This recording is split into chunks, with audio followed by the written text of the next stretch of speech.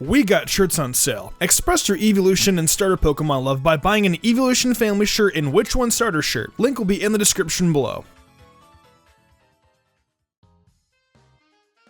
Ahhh the Ultra Beasts. These weird creatures have always kept me puzzled as to what they actually are. They are Pokemon from an entirely different world, and each one of them has their own unique story to bring to the table. I never was really too fascinated with the Ultra Beasts, but today I really feel really into them, so I wanted to count down my least favorites to favorite ones, going from worst to best. A couple things I want to bring up before I begin is I'm going to be including Necrozma's forms, Cosmogg, Cosmoem, Lunala, and Solgaleo. Here's why. In the TCG, it confirms them as being Ultra Beasts, so we will be including them as well. The card labels them as Ultra Beasts. Serebii's Merrick also counts them as Ultra Beasts. Alright, you all pretty much know what's going on. Let's hop into these rankings.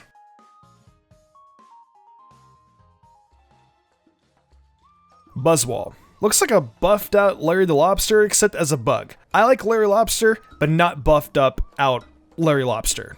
Guzzlord. I really do like Guzzlord's typing, but I dislike its design. I feel it should just be a black hole. If everything it eats away just goes away. It looks like a big crab with a big mouth. I don't know, I just don't like it. Stakataka. Okay, I don't think this design looks great for a Pokemon. However, I will say this looks like a great design for a Zelda monster or boss. I like its design, but I don't think it's Pokemon material. That's why it's further up on the list. It also has 150 life forms sticking to it. Imagine fighting that in a Zelda game as a boss and then having to defeat the life forms one by one. That sounds ideal to me. I remember when I first saw Solgaleo, I was immediately turned off from it. You want to give me a lion Pokemon? Make it look more like a Mufasa type of lion. I will admit its typing is cool and I love the alchemy lore behind its type. Celesteela. I don't have words to describe this Pokemon. What is this? This is a steel flying type, a drill-like Pokemon? An android drill? It's a humanoid Pokemon? I don't think so. I don't know. I think we're done here. Nihiligo? I think that's how you pronounce it. Please don't kill me in the comments. I remember in Pokemon Sun and Moon, this was the first Ultra Beast I saw. Compared to the rest of them, this one didn't look half bad. It looks like a disco jellyfish from SpongeBob.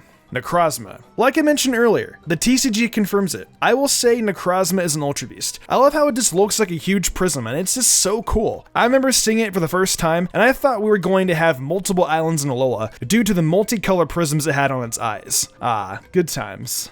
Duskmane Necrozma. It looks like a Zoid. I like Zoids. Who remembers Zoids anyways? Duskmane Necrozma looks like Liger Zero, so I mean, it looks pretty cool. Naganadel. Naganadel is pretty dope, as it's the only Ultra Beast aside from the Cosmogg line that actually evolves from something. The fact that Poipole became a poison dragon type is just so cool. The design also being an upside down Poipole is also really neat. There's just a lot to like about this Pokemon. However, I do like Poipole better than its evolution.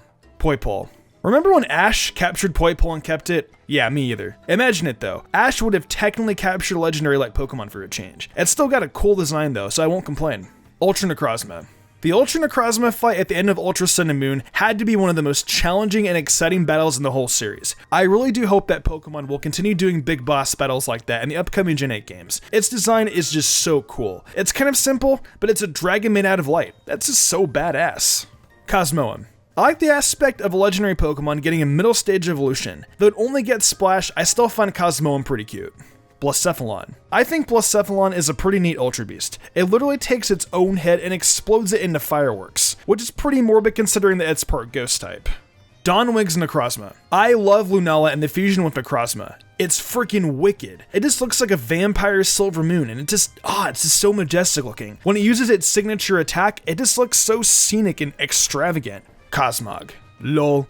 Nebby, get in the bag. Dead memes aside, Cosmogg is a really great Pokemon. I like how they incorporated it throughout the game and it turned out to be one of the 2 major legendaries in the region. Plus, it's really cute, so how could you not like it? Pheromosa. Pheromosa reminds me a lot of the Insect Princess card from Yu-Gi-Oh! Its design is just sweet. Like Buzzwole, it has the bug fighting type, which is really nice, and its shiny is kind of funny, how it basically just gives her black leggings. Kartana. I personally love origami as I used to do it all the time as a kid. Kartana reminds me a lot of the origami I made and all the paper folding I did as well. It's like a paper samurai and I think it's a dope concept. Lunala. I love Lunala. It is one of my favorite legendary Pokemon and I really like the aspect of having a bat-like Pokemon that embodies the moon. Riding it through ultra space through wormholes is also super cool too. Xurkitree. So my favorite Ultra Beast is circuitry. I love the whole element of how it is just covered in wires. It's just a walking electrocution waiting to happen. Like, this thing is super deadly. It shoots off 1 million volts at once. This one Pokemon alone could power my home city. Love the design choice, and I love electric Pokemon.